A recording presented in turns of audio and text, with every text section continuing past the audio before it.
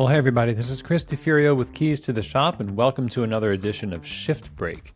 Now, today's episode is brought to you by our friends over at La Marzocco, espresso equipment that is known the world over for its dependability, beauty, and innovation. Machines like the KB90 espresso machine with straight-in locking portafilters for ergonomics, scales in the drip tray, the works. You've got the classic Linea. You have the Linea PB, which I love and have worked quite a bit on, and the Leva espresso machine to pull shots of espresso, like physically pull shots of espresso. There are lots of different configurations and types of machines that fit your style and your cafe. All you need to do is go to info@lamarzocousa.com, email them, and talk to them. Have a conversation with one of their salespeople, and they'd be happy to fit you with the right equipment for your cafe. So go ahead and check out their website too, lamarzocousa.com. We're also sponsored today by our friends over at Rattleware. Rattleware.com is the place you should go to learn about all the smallwares that Rattleware produces that really are there to help you just know the base of your operation. All of the hundreds of little pieces, the small things, work together. And when they work together, when the whisk whisks, when the shot glasses are clear and the lines are crisp and you can read the measurements, when all of this stuff works, then you can work. And that's what they love about what they do. And I'm sure that's what you're going to love about them over at Rattleware. So check them out over at rattleware.com. Okay, everyone. Well, today I wanted to talk to you about the training thing. You know, we talk about this a lot on the show, but training your staff and onboarding, I don't even want to talk about onboarding, honestly, because we talk about onboarding as if it doesn't happen. Well, it doesn't happen, actually. When it does happen, though, sometimes it happens so well, but then there's no training afterwards. One of the biggest problems in the industry is that none of us are really drinking the coffees of our peers to know who's doing a good job in training. When you go to the average cafe and they have wonderful espresso in the bag, you're not going to usually get a great espresso from the bar. They have great coffee in the bag, but the drip sucks. But the pour over is just so inconsistent. But the lattes, again, very inconsistent. The production coffee bar of today is no match for the kind of detail work that home baristas can do, and also is producing a lot of a lack of trust in what is promised with higher costs in coffee today. $7, $8 lattes, sometimes $10 lattes. Nothing has really changed. Well, you raise the prices, but do we raise our standards with the prices? We should have raised our standards a long time ago, but instead what we see is people trying to figure out ways to not train people. They'll say, well, let's get a super automatic espresso machine. We'll save on money on training. You're already saving too much money on training. You're already not spending enough money on training. And you don't even really need to spend money on training. You need to spend energy and time on focusing in on the performance of each member of your team on each menu item at every part of the day, the morning, the night, the mid shift, the switching of shifts. How are things happening in the cafe? What is it that we're actually doing when we are running the coffee shop? Running the coffee shop is not just collecting information about things that happen that we're not aware of, and then trying to create change on that information from a distance. You've got to get in the mix of it. You've got to train your staff. I'm pleading with you. As prices go up, customer expectations are going to be at an all-time high, and they're going to pay this money because thankfully, what we sell is it's a habit that people have. Otherwise, I don't know how much of a hope we really have. But the thing is, we are in the industry, we are not very good. We're very bad at continuing our training and training people in things that matter. Things like the menu. We talk about making the menu. Everybody should be making the menu on a performance evaluation every quarter, every barista, all the menu items. And we should be focused on doing as best as we possibly can as individuals. Just you, as if you're just a barista listening to this, then that's on you too. That to focus on how well am I doing each time, because the fact is that the structure of coffee shops right now is not focused on training staff. It's focused on how little training can we do and how many expectations can we put on people to make up for that lack of training. Now, again, we might onboard people. We might onboard them and give them the whole rigmarole of, here's our story and here's our passion. And we love coffee and we're a third wave. And what is first, second, and third wave? And here's the history. And they have a packet even, and it's graphically beautiful, etc. But none of that matters. What matters is you prove your values and you prove what you care for in the doing of it. The reality of most coffee shops is about 4 weeks after you've been onboarded and trained. How many people have you talked to recently as a barista that have been encouraging you with the success of your work on the bar? What about the things that you need to work on? Are they the kind of people that you know are focused on your success?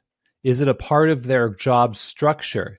Or are they just an exception to an otherwise ambivalent rule where people just, every now and then we get a manager who's really good. Well, it's really, they were the best manager. It's the same problem as having the best barista, that favorite barista that makes the best drinks.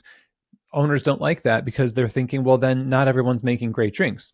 But it comes right back around to, if you get that passionate trainer, that trainer oftentimes is an exception to the rule. The rule usually is we don't really give a lot of resource and expectation or structure and guidance to the trainer. We just hope that we get lucky. And sometimes you do. But that's no way to run a business, and it's certainly no way to build an industry and create consistency of demand for a product and a stable platform on which that product can be best understood on the palate of the customer. Because right now that's not happening. But with more on the line for everybody, and especially those producing the coffee, we owe it to everyone basically to focus in on people. Stop trying to get away with stuff.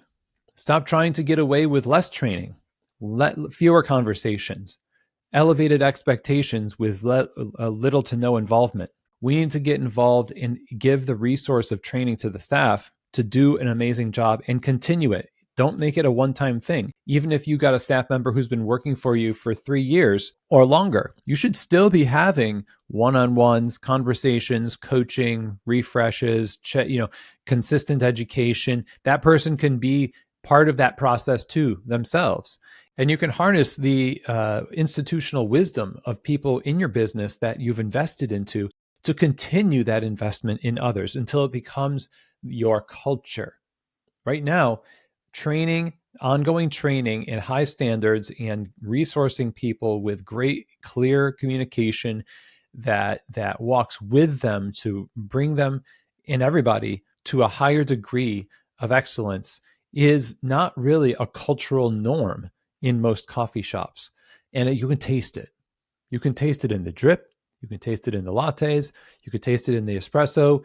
You can see it in people's faces. And you see it in the turnover. You see it in the customer turnover and the lack of loyalty that they have, because they understand sometimes I get lucky and I get a good drink. Other times I don't. But this is now time. It's now time for us to really get serious about training and training humans, training people. Don't outsource your responsibility to machinery. Don't pass the blame. It's time to get hands-on and deep in it with our team to make us a well-oiled machine, and that the coffee shop can be relied on. We need a renaissance of reliability in the cafe to deliver great coffee. If we just have to start there, say, let's make great coffee and not assume that we are. And I hate to say this, but I'd say over half of the people that you know as really great cafes, really great brands, because of what you see online, the experience in their shop is not really what you think it is. People working there would tell you the same thing. because of this lack of investment, because we're too busy being peacocks for each other, like showing off our packaging, our branding, and packaging and branding. I could puke all the packaging and branding. It is a distraction, and it doesn't make better coffee. We have sometimes even poorly roasted coffee in very fussed over packaging. We have priorities mixed up because we honestly, we know there's a lot on the line. We want to sell the coffee, and we make that sale based on the hype, based on the branding, based on the aesthetics and that kind of stuff. But then, the customer eventually has to believe their palate, and they'd rather have predictable mediocrity than unpredictable excellence here and there, So that's what I have to say about training. I think we've said, talked about this long enough on the show that, there's a lot of episodes in the show notes that you can look at to reference as to how to go about doing this.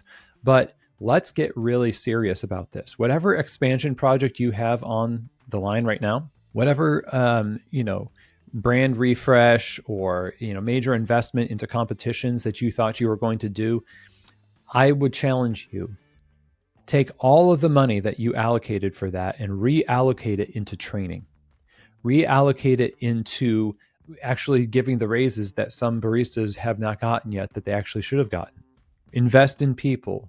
And once we start investing in people in that meaningful way, in the areas that are meaningful to the people coming to us, our customers, we're going to start to see an actual healthy business. Consistency in our excellence, pride in our work, less turnover in our staff, more loyalty in our customers, a more stable platform of demand generated by cafes around the world to help consistency of what can be sold from the farm to the roasters. It all comes around, right? And it starts with what we are willing to invest in people. So that's what I have to share today. It's kind of heavy on my mind, and I hope that it was helpful and inspires you to take action where only you right now in your business know action needs to be taken. So thanks very much, everybody. Don't forget our webinar on operations, people, and quality, how those three things, insights into those three things and how that will make a thriving coffee shop. We're calling it the Principles of Cafe Success.